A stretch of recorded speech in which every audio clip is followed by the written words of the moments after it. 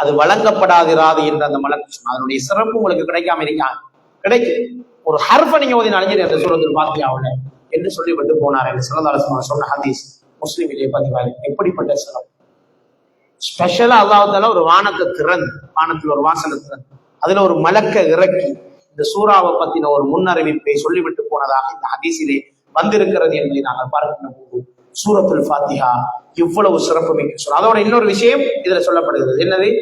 சூரத்துல் பக்கராவின் கடைசி 2 வசனங்கள், ஆமனர் ரசூலு என்று வரக்கூடிய அந்த வசனம், லா இக்ராஹ ஃபித்தீன், ஆமனர் ரசூல் பிமா உன்ஸில இலைஹி மின் ரப்பி என்று வரக்கூடிய அந்த வசனம், அதனை தொடர்ந்து வரக்கூடிய மற்றும் ஒரு வசனம். இந்த 2 வசனங்களும் காலையும் மாலையும் ஸல்லல்லாஹு அலைஹி வஸல்லம் ஓதி வந்த திக்ர்களிலே முக்கியமான 2 வசனங்கள். இரவிலே தூங்க போகும்போதும் இதனை நாங்கள் ஓதலாம். மாலை நேரத்திலே கட்டாயம் இந்த சூரத்துல் பக்கராவின் கடைசி வசனங்கள், ஆரம்ப வசனங்கள், ஆயத்துல் குர்சி அமைந்திருக்கிற நடு வசனங்கள் போலும் ஓதப்பட வேண்டும். சூரத்துல் பக்கரா ஓதப்படுகின்ற வீட்டிலே ஷைத்தான் இருக்க மாட்டான் என்று ஸல்லல்லாஹு அலைஹி வஸல்லம் சொன்னார். அவ்வளவு சிறப்பு மிக்க சூரா. அந்த 2ஐயும் இந்த ஹதீஸ் சொல்கிறது. ஒன்று சூரத்துல் ஃபாத்திஹா, 2 சூரத்துல் பக்கராவின் லாஸ்ட் 2 வசனம், கடைசி 2 வசனத்தையும் நாங்கள் ஓத வேண்டும். லா யுகல்லிஃபுல்லாஹு நஃப்ஸன் இல்லா உஸ்ஸஹா என்று வரக்கூடிய வசனம், ஆமனர் ரசூல் என்று வரக்கூடிய வசனம், இந்த 2ஐயும் நாங்கள் ஓத. இது இவ்வளவு நேரம் நாங்கள் பார்த்தது சூரத்துல் ஃபாத்திஹாவினுடைய சிறப்பம்சங்களை பார்த்தோம். நிறைய ஹதீஸ் பார்த்தோம். தொழுகையிலே சூரத்துல் ஃபாத்திஹா ஓதுவதின் சட்டம் என்ன என்கிற ஒரு ஃபிக்ஹுனுடைய விஷயத்தை இப்பொழுது நாங்கள் பார்க்கலாம். சூரத்துல் ஃபாத்திஹா கட்டாயம் ஓதப்பட வேண்டுமா என்பது தொடர்பிலே அறிஞர்களுக்கு மத்தியிலே கருத்து வேறுபாடு இருக்கிறது. இமாம் அபு ஹனீஃபா, ஹனஃபி மதுஹப் அபு ஹனீஃபா ரஹ்மத்துல்லாஹ் அவர்களும் அவர்களோடு ஒத்த கருத்துள்ள தோழர்களும் சொல்கிறார்கள், சூரத்துல் ஃபாத்திஹா ஓதத்தான் வேணும். ஆனா ஒரு ஆளுக்கு தெரியாண்டுவீங்களே தெரியுமோ அதை கொண்டு அவர் ஓதிக்கொள்ளட்டும், அது போதுமானது என்ற கருத்தை இமாம் அபு ஹனீஃபா ரஹ்மத்துல்லாஹ் அவங்க சூரத்துல் ஃபாத்திஹா ஓதக்கூடாதுன்னு சொல்லல, ஓதணும். ஒரு ஆளுக்கு தெரியாது சூரத்துல் ஃபாத்திஹா ஓதுறதுக்கு இன்னும் பழக இல்லை, இப்பதான் ஸ்டார்ட் ஆயிட்டு, நல்ல சிறுவர் இப்பதான் ஓத போறார், அவர் தொழ தேவை இல்லையா? தொழத்தான் வேணும். வேறு அவருக்கு தெரிந்த இலகுவான வசனங்களை ஓதி தொழுது கொள்ளலாம் என்ற கருத்தை அவர்கள் சொல்கிறார்கள். அதுக்கு ஆதாரமா அவர்கள் காட்டுகின்ற விஷயம்தான் அல்லாஹ் தஆலா குர்ஆனிலே சொல்கின்ற ஒரு விடயம்தான், உங்களுக்கு குர்ஆனில் இருந்து இலகுவானதை நீங்கள் ஓதிக்கொள்வீர்களாக என்று அல்லாஹ் தஆலா சொல்கின்ற அந்த வசனத்தை ஆதாரமாக காட்டி, ஸ்தாத்துக்கு வந்த ஒருவரோ, புதிதாக ஸ்தாத்துக்குள் நுழைகின்ற ஒருவரோ, அரபு மொழி தெரியாத ஒருவரோ, பாடமாக்க கஷ்டமான ஒருவரோ சூரத்துல் ஃபாத்திஹா ஓதாமல் தொழுதாலும் அவருடைய தொழுகை நிறைவேறும் என்ற கருத்தை அவர்கள் சொல்லி இருப்பதை நாங்கள் பார்க்கிறோம். ஏனைய இமாம்களான இமாம் மாலிக் ரஹிமஹுல்லாஹ், இமாம் ஷாஃபி ரஹிமஹுல்லாஹ், இமாம் அஹ்மத் இப்னு ஹம்பல் ரஹிமஹுல்லாஹ் போன்றவர்கள் எல்லோரும் சொல்கிறார்கள், இல்லை, சூரத்துல் ஃபாத்திஹாவை ஓதினால் தான் தொழுகை நிறைவேறும். ஏன்னா ஹதீஸ்ல தெளிவா வந்துட்டு, லா ஸலாத்த லிமன் லம் யக்ரா பி ஃபாத்திஹத்தில் கிதாப், ஃபாத்திஹா ஓதவில்லை என்றால் சூரா ஃபாத்திஹா ஓதவில்லை என்றால் தொழுகை இல்லை என்று சொல்லப்பட்டதால் ஃபாத்திஹா ஓதினால் தான் தொழுகை நிறைவேறும். அவர் ஓத தெரியலைன்னா ஓத தெரிஞ்சிட்டு வந்து தொழணும் என்ற கருத்தை இவர்கள் கொஞ்சம் சொன்னார். 2 கருத்தும் இருக்கிறது. என்னை பொறுத்த வரைக்கும் 2மே சரி, அவங்க சொன்னதும் சரி. ஏன் சூரத்துல் ஃபாத்திஹா ஓத தெரியாட்டி இன்னொரு சூறாவை ஓதி தொழட்டும். இவங்க என்ன சொல்றாங்க, சூரத்துல் ஃபாத்திஹா மகத்துவத்தை உணர்த்துறதுக்காக வேண்டி அவர் அதை பழகிட்டு வந்து தொழட்டும் என்ற கருத்தை சொல்கிறார்கள். எது எப்படியோ சூரத்துல் ஃபாத்திஹா ஓதுவது வலியுறுத்தப்பட்ட ஒரு விஷயம் என்பதை நாங்கள் பார்க்கிறோம். இதுல கருத்து வருவாடு நமக்கு பிரச்சனை, எல்லாருக்கும் சூரத்துல் ஃபாத்திஹா தெரியும் போது. இப்போ ஒரு விஷயம், ஜமாத்தாக தொழுகின்ற தொழுகையிலே சூரத்துல் ஃபாத்திஹாவை இமாம் ஓதுவது போதுமா, மாமூம்களும் ஓத வேண்டுமா என்ற கேள்வி, முக்கியமான ஒரு கேள்வி. நாங்க ஜமாத்தா தொழுவோம், இமாம பின்பற்றி தொழுவோம். இப்ப இமாம் சூரத்துல் ஃபாத்திஹா ஓதினா போதுமா, இல்ல நாங்களும் ஓத வேண்டுமா என்ற விடயத்தை பொறுத்தவரையிலே இமாம் சப்தமிட்டு ஓதாத தொழுகைகளிலே, லுகருடைய தொழுகை, அசருடைய தொழுகையில எல்லாம் சத்தம் போட்டு ஓத மாட்டாங்க, அமைதியா தான் ஓதுவார் இமாம் சூரத்துல் ஃபாத்திஹா. நமக்கு தெரியாதே, அவர் ஓதுறது கேட்காதே. ஆகவே நாங்கள் கட்டாயம் சூரத்துல் ஃபாத்திஹா ஓத வேண்டும். அதுல எல்லாரும் உடன் வர்றாங்க. மகரிபு, இஷா, சுபகு, தராவி, ஏனைய சுன்னத்து தொழுகைகள், ஜும்மா, இந்த மாதிரியான தொழுகைகள் இமாம் சத்தம் போட்டு தான் ஓதுவார் சூரத்துல் ஃபாத்திஹா. இப்போது சூரத்துல் ஃபாத்திஹாவை நாங்களும் ஓத வேண்டுமா, இல்லை செவிமடுக்க வேண்டுமா என்பதில் கருத்து வேறுபாடு இருக்கிறது. இதிலே சில இஸ்லாமிய அறிஞர்கள் சொன்னார்கள், இமாமை போன்ற இமாமை பின்தொடர்ந்து ஓதுகின்றவர்களும் சூரத்துல் ஃபாத்திஹாவை ஓதுவது கட்டாயமாகும், இது இருவருக்கும் பொதுவானதுதான், ஓத வேண்டும் என்ற கருத்தை சொன்ன இமாம் ஷாஃபி ரஹிமஹுல்லாஹ், ஷாஃபி மதஹப் அடிப்படையில் இந்த சூரத்துல் ஃபாத்திஹாவை கட்டாயம் ஓத வேண்டும் என்று சொன்னார். அதனால்தான் நீங்க பாத்தீங்கன்னு சொன்னா பெரும்பாலான பள்ளி வாயில்கள்ல தொழுகையில சத்தம் போட்டு ஓதுகின்ற தொழுகைகளில் சூரத்துல் ஃபாத்திஹாவை ஓதிவிட்டு ஒரு சின்ன இடைவேளை தருவார், இமாம் அமைதியாக இருப்பார். அந்த நேரத்திலே மௌமும்கள் சூரத்துல் ஃபாத்தியாவை ஓதி முடிப்பார்கள். மீண்டும் அவர் பிஸ்மி சொல்லி அடுத்த சூறாவை ஓதுவார். இந்த நடைமுறை தான் பெரும்பாலான இடங்களில் இருக்கு. இது இமாம் ஷாஃபி ரஹ்மத்துல்லாஹ் அவருடைய பிரபலமான கருத்தாக இருக்கிறது என்ற கருத்தை நாங்கள் பார்க்கிறோம். எல்லா தொழுகையிலும் சத்தமிட்டு ஓதப்படும் தொழுகை, சத்தமின்றி ஓதப்படும் தொழுகை எதுவாயினும் இமாமை பின்தொடர்ந்து தொழுகின்றவர் ஃபாத்தியா அத்தியாயம் ஓத வேண்டியது இல்லை. யார் இமாமை பின்தொடர்ந்து தொழுகிறாரோ அவருக்கு இமாமின் ஓதலே அவரது ஓதலாகும் என்ற ஹதீஸ் இக்கருத்தாளர்களுக்கு ஆதாரமாக அமைந்திருக்கிறது என்ற கருத்தை சிலர் சொல்கிறார்கள். முஸ்னத் அஹ்மதில் இந்த ஹதீஸ் இமாம் ஷாஃபி ரஹ்மத்துல்லாஹ் தான் கட்டாயம் ஓதணும் என்று சொன்னவர். இன்னும் சில இமாம்கள் சொன்னாங்க, இல்ல இமாம் தான், இமாம பின்பற்றிட்டோம்டா அவர் நமக்கும் சேர்த்து தான் ஓதுகின்றார், எனவே நாங்க ஓத தேவையில்லை. இந்த ஹதீஸ்ல வருது கராத்துல் இமாம் கராத்துல் மாம், இமாம் கராத்து மௌமுமுக்கும் சேர்த்து தான் ஹதீஸ்ல வந்து முஸ்னத் அஹ்மதில் ஒரு ஹதீஸ். ஆகவே ஓத தேவையில்லைன்னு சொன்னாங்க. எனவே நான் சில பள்ளி வாயில்களை நீங்க பாத்தீங்கன்னு சொன்னா வயலில் மௌதூபி அலைஹிம் வலல்லாலின் சொன்னா ஆமீன் என்று சொன்ன உடனே ஒரு 2-3 செகண்ட் மாத்திரம் இடைவெளி விட்டு அடுத்த சூறாவை நாம் ஓத ஆரம்பித்தோம். எனவே இதுல எது சரி பிள்ளை என்பதற்கப்பால் 2 விதமான ஹதீஸ்களும் இருப்பதனால்தான் இந்த கருத்து வேறுபாடு ஏற்பட்டிருக்கிறது என்பதை நாங்கள் பார்க்கின்றோம்.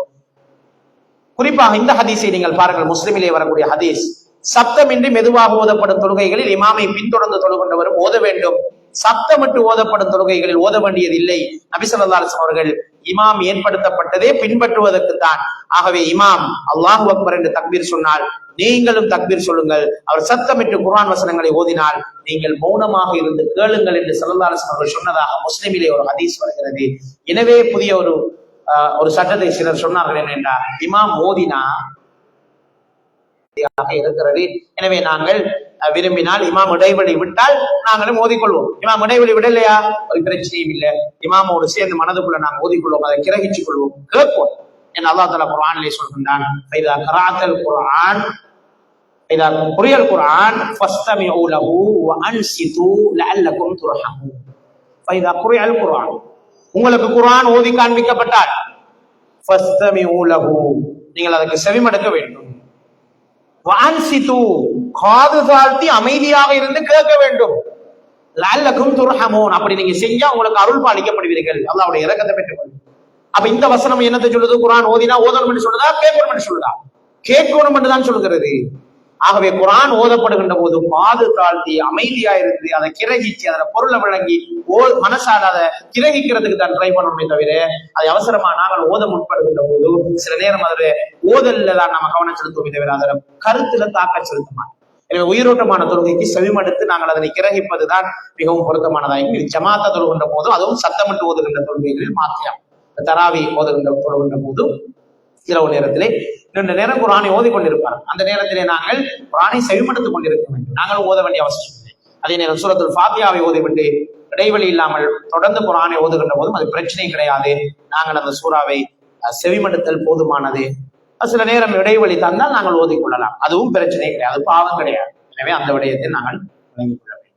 இப்பொழுது நாங்கள் சூறாவினுடைய அர்த்தங்களை பார்க்க இருக்கிறோம். இந்த சூறா எதனை எங்களுக்கு சொல்கிறது என்கிற விடயத்தை நாங்கள் பார்க்கின்ற போது பிஸ்மில்லாஹிர் ரஹ்மானிர் ரஹீம், நிகரற்ற அன்பாளன்.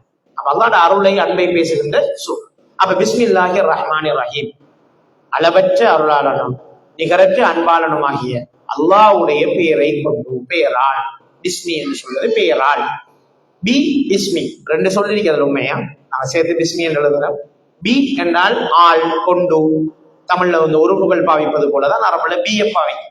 பிஸ்மி அரபை படிச்சுக் கொள்ளும், இந்த கூட அரபும் படிக்கும். பி என்றால் கொண்டு, ஆள் என்ற கருத்து. ஆகவே பிஸ்மி அல்லாவின், பிஸ்மில்லா அல்லாவின் பெயரால், அல்லாவின் பெயரை கொண்டு. எப்படிப்பட்ட அல்லாஹ்? அவன் ரஹ்மான் ரஹீம், அவன் அளவற்ற. நாங்கள் மனதால் உணர்ந்து சொல்வது மிக முக்கியமானது. எனவே அதனுடைய பொருளை நாங்கள் பார்த்தால் அளவற்ற அருளாளனும் நிகரற்ற அன்பாளனும் ஆகிய அல்லாவின் பெயரால் நாங்கள் 4 சொல் அரபுல படிச்சுட்டோம், எல்லாம் தெரிஞ்ச சொல். பிஸ்மி என்றால் பெயரால், அல்லாஹ் அல்லாஹ், ரஹ்மான் என்றால் அளவற்ற அருளாளன், ரஹீம் என்றால் நிகரற்ற அன்பாளன். இப்போது நம்ம 4 சொல் தானே படிச்சேன் நினைக்கும் இல்ல, குர்ஆன்ல மொத்தம் இந்த ரஹ்மான் என்ற சொல் 57 தடவை வருகிறது. ஒட்டுமொத்த குர்ஆன்ல ரஹ்மான் என்ற சொல் எத்தனை தடவை வருது? 57. இப்ப ரஹ்மான் என்ற சொல்லுக்கு உங்களுக்கு கருத்து தெரியுமா? தெரியுமா தெரியாது? தெரியுமா என்ன அர்த்தம்? குர்ஆன்ல 57 சொல்லுக்கு இப்ப கருத்து தெரியும். குர்ஆன்ல ரஹ்மான் என்ற சொல் 57 தடவை வரப்போ, அந்த ஒவ்வொரு தடவை ரஹ்மான் ஓதுகிறது உங்களுக்கு அர்த்தம் தெரியும். ரஹீம் என்ற சொல் மொத்தம் 115 இடங்களில் வந்திருக்கிறது குர்ஆனிலே. 115 இடங்களிலே ரஹீம் என்ற சொல் குர்ஆனிலே வருகிறது. அப்ப அங்கால 115 சொல்லுக்கு அர்த்தம் தெரியும். 115 சொல்லுக்கு எங்களுக்கு அர்த்தம் தெரியும். அதில் 114 இடங்களில் அல்லாஹ்வை குறிப்பதற்கு தான் ரஹீம் என்ற சொல் பயன்படுத்தப்பட்டிருக்கிறது. ஒரே ஒரு இடத்தில் ரசூலுல்லாஹி ஸல்லல்லாஹு அலைஹி வஸல்லம் உடைய பண்பாக ரஹீமை அல்லாஹ் தஆலா சொல்லியிருக்கிறார். அல்லாஹ்வுடைய தூதர் ஸல்லல்லாஹு அலைஹி வஸல்லம் அவர்கள் அன்பானவராக இருக்கிறார் என்று குறிப்பிடுவதற்கு அல்லாஹ் தஆலா ரஹீம் என்ற சொல்லை பயன்படுத்தியிருக்கிறார். எனவே ரஹீம் என்ற சொல்லை மனிதர்களுக்கும் பயன்படுத்தலாம், ரஹ்மான் என்ற சொல்லை பயன்படுத்த முடியாது. யாராக ரஹ்மான் என்று பெயர் வைக்க முடியுமா? முடியாது. அப்துல் ரஹ்மான் தான் பேர் வைக்கும், அப்துல் ரஹீம் தான் பேர் வைக்கணும். ஆனா ரஹீம் கூப்பிட்டா பாவம் இல்லை. ஆனா ரஹ்மான் கூப்பிடக்கூடாது ஒரு ஆள், அது அல்லாஹ் கூப்பிடுவதற்கு சமம். எனவே ரஹ்மான் கூப்பிடக்கூடாது, அப்துல் ரஹ்மான் தான் கூப்பிட வேண்டும். அல்லது இன்னும் ஒரு பேரோடு சேர்த்து கூப்பிடலாம், பிரச்சனை இல்லை. அப்துல் ரஹ்மான் சும்மா ரஹ்மான் கூப்பிடக்கூடாது, அது அல்லாஹ்வை நேரடியாக குறிக்கின்ற ஒரு சொல் என்பதை நாங்கள் பார்க்கிறோம். அடுத்த சொல் தான் அடுத்த வரி, அல்ஹம்துலில்லாஹி ரப்பில் ஆலமீன். இதுல இருக்கிற சொற்களை நாங்க பார்ப்போம். லில்லாஹ், அல்லாஹ்வுக்கே எல்லாம். அவன் எப்படிப்பட்டவன்? ரப்புல் ஆலமீன், அல்ஹம்துலில்லாஹி ரப்பில் ஆலமீன். அவன் ரப்புல் ஆலமீன். ரப் என்ற சொல் இரட்சகனை குறிக்கும். அல் ஆலமீன் என்ற சொல் அகிலங்கள், அகிலத்தார் அனைவரையும். இதுல 4 சொல் பாடமாய்கொள்ளும். அல்ஹம்து எல்லா புகழும், லில்லாஹ் அல்லாஹ்வுக்கே, ரப்பு இரட்சகன், ஆலமீன் அகிலத்தார். அப்ப சேர்த்து மொழிபெயர்த்தோம்னா அகிலத்தாரின் இரட்சகனான அல்லாஹ்வுக்கே எல்லா புகழும் என்று உணர்ந்து நாங்கள் இதற்கு அப்புறம் அல்ஹம்துலில்லாஹி ரப்பில் ஆலமீன் ஓதுங்க. நம்முடைய தக்பீரை கட்டின உடனே அல்ஹம்துலில்லாஹி ரப்பில் ஆலமீன் என்று மந்திரம் ஓதுறமாய் ஓதாம ஒவ்வொரு சொல்லாக விளங்கி ஓதுங்க.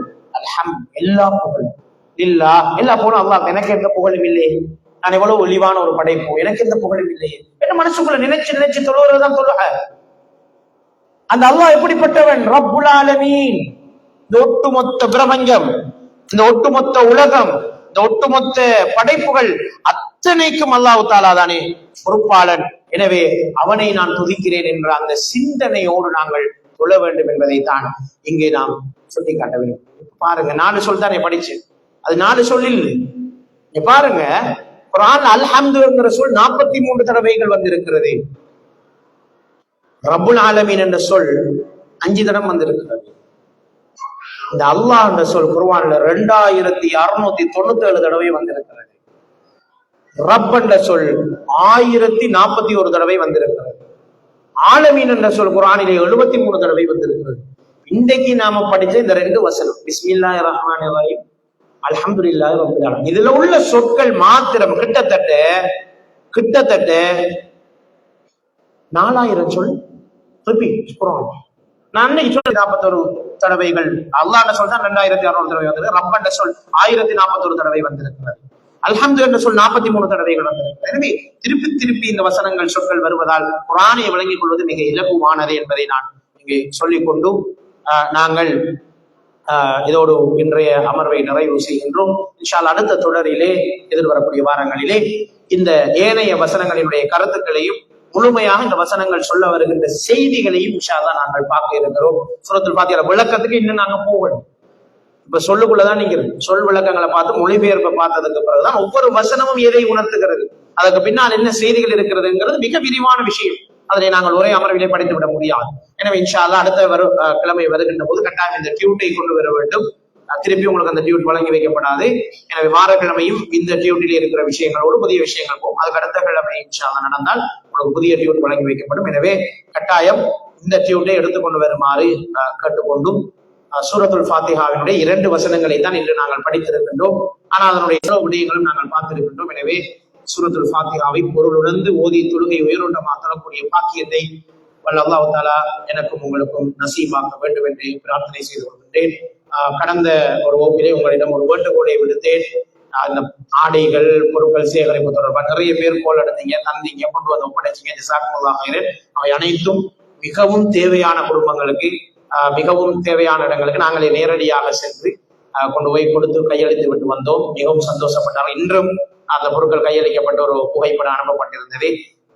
இன்னும் எங்களுக்கு இல்லையா என்று கேட்கின்ற அளவுக்கு தான் அங்கே நிலைமைகள் இருந்தது. உண்மையிலேயே நீங்க தந்த ஒவ்வொரு பொருளுக்கும் நிறைய துவாக்களை சம்பாதித்தீர்கள். அதனை உங்களுக்கு எத்தி வைக்க வேண்டும் என்று நான் நினைத்தேன். அதையும் சொல்லி முடிக்கிறேன். ஜஸாக்குமுல்லாஹ் ஹைரன்.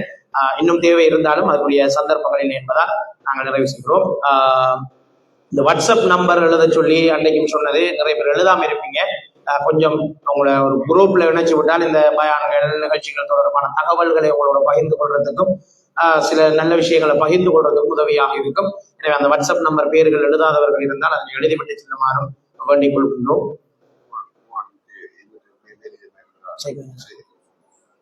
இப்ப இன்னும் ஒரு ப்ரொஜெக்ட் தொடங்கிக்கிறாங்க. இந்த வெள்ளம் மண் சரிவால் பாதிக்கப்பட்ட ஏரியாக்கள்ல குர்ஆன் இல்லை, ஓதுறதுக்கு குர்ஆன் இல்லை, பிள்ளைகள் மதரசா கொண்டு போறதுக்கு குர்ஆன் இல்லை. இப்ப நீங்க வீட்டுல சும்மா அடிச்சு வச்சிருப்போம் சில நேரம் குர்ஆன் ஓதாத குர்ஆன் நீங்க பாவிக்காத மேலதிகமா இருக்கிற குர்ஆன் பிரதிகள் யாசின் கிதாப் போன்றவைகள் இருந்தால் பள்ளிவாசல்ல கொண்டு படை பள்ளிவாசல்ல கொடுங்க. அவங்க இன்ஷா அல்லாஹ் குர்ஆன் மஸா கொடுத்து அது கூட அது வெளியூர்களுக்கு அனுப்பி வைக்கப்படும். அந்த ப்ரொஜெக்ட் போயிட்டு குர்ஆன் பிரதிகள் இருக்கிறார்கள், இன்ஷா அல்லாஹ் கொடுத்து உதவுமாறு கேட்டுக்கொள்கின்றோம். அதையும் ஒரு கோரிக்கையாக எடுத்துக்கொண்டோம். நான் ஆரம்பத்திலே சொன்னேன், உங்களுக்கு ஏதாவது கேள்விகள் இருந்தால் நீங்க எழுதி கொண்டு வந்து தந்தால் முடிகிற நேரம் அதனையும் தெளிவுபடுத்தலாம். மார்க்க ரீதியாக எந்த ஒரு கேள்வியாக இருந்தாலும் உங்களுக்கு டவுட்டுகள் இருந்தால் அதை எழுதி கொண்டு வாங்க விட்டு வார நேரம் அதை என்னிடம் ஆரம்பத்திலே நீங்கள் கொடுத்து விட்டீங்கன்னு சொன்னா அதை எங்களால் இன்ஷா அல்லாஹ் விளக்கப்படுத்த முடியும் என்ற செய்தியை ஞாபகப்படுத்திக் கொண்டு முடித்துக் கொள்கின்றோம். வாஹிரு தஅவானா அல்ஹம்துலில்லாஹி ரப்பில் ஆலமீன். அஸ்ஸலாமு அலைக்கும் வரஹ்மத்துல்லாஹி வபரகாத்துஹு.